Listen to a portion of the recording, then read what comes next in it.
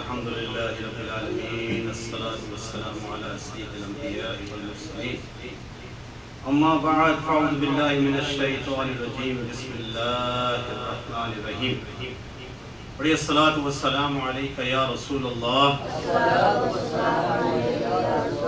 الصلاة والسلام عليك يا حبيب الله الصلاة والسلام عليك يا نبي الله وعلى آلك وأصحابك يا نور الله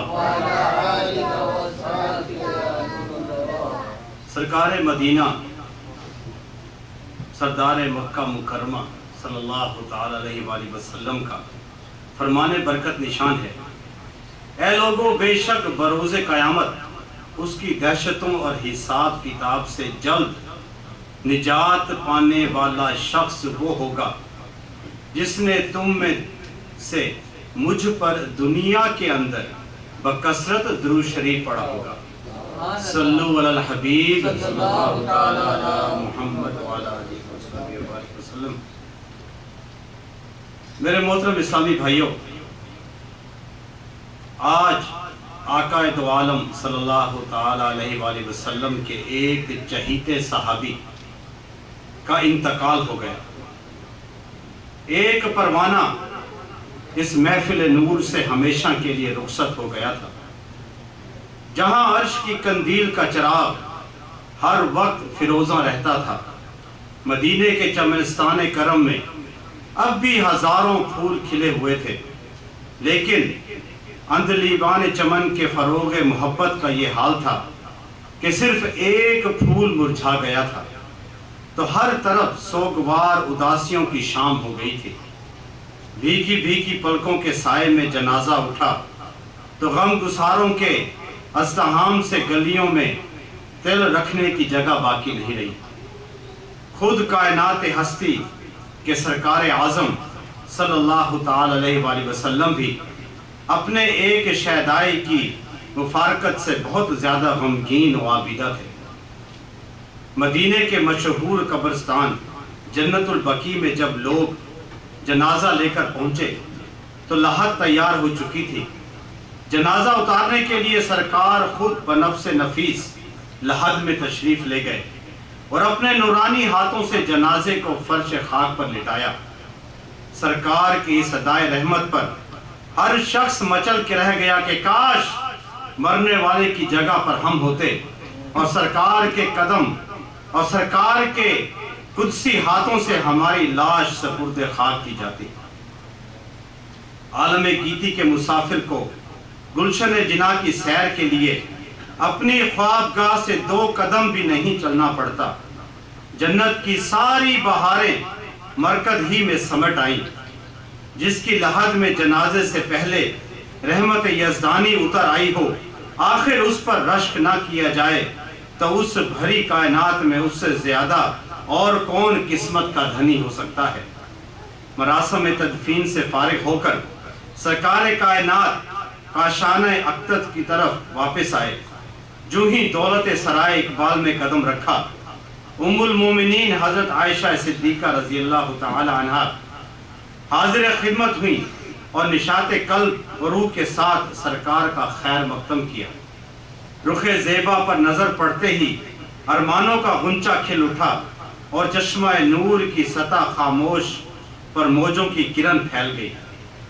جس کے گوہر دندان کی جوت سے حرم سرا کی دیواریں چمک اٹھتی تھی، اسی کے جلووں کے سویروں میں سیدہ عائشہ پیکر حیرت بنی کھڑی تھی۔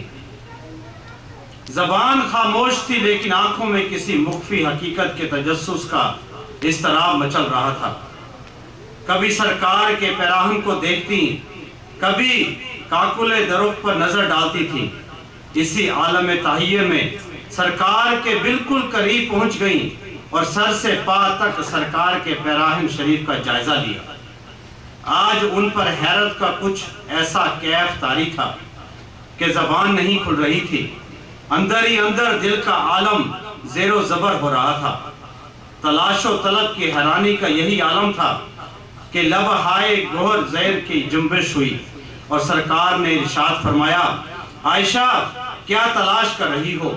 تمہاری جستجو کا یہ اضطراب بتا رہا ہے کہ کوئی حیرت انگیز واقعہ تمہاری نگاہ سے ضرور گزرا ہے، ورنہ اس سے پہلے اپنی آمد کے موقع پر تمہاری مسرت کے ساتھ حیرت کا یہ عالم میں نے کبھی نہیں دیکھا۔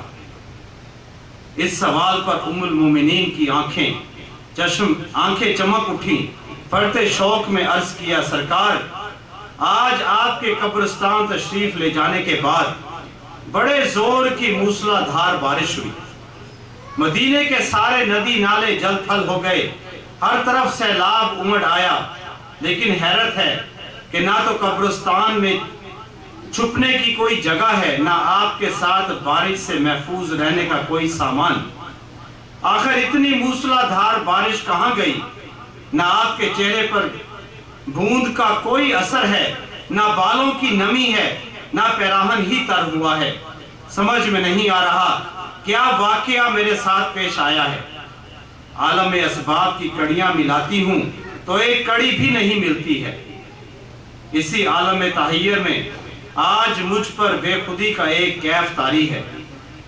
حضرت ام المومنین رضی اللہ تعالی عنہ کا یہ جواب سن کر سرکار صلی اللہ تعالی علیہ وآلہ وسلم نے پھر ارشاد فرمایا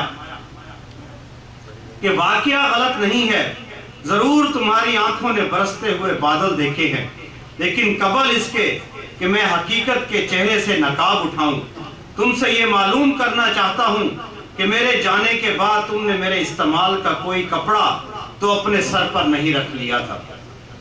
ام المومنین نے عرض کیا، آپ کی وہ یمنی چادر جس کے جھرمٹ میں روح الامین وہی لے کر اترتے ہیں، اسے دوپٹے کی طرح البتہ میں نے سر پر ڈال لیا تھا۔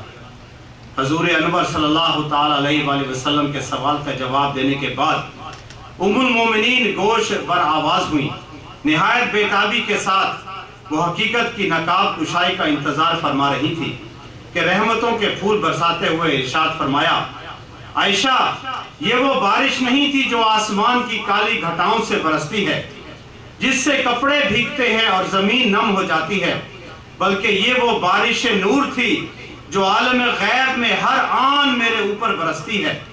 میری نورانی جسم سے مس ہونے والے کپڑے کو جو ہی تم نے اپنے سر پر رکھا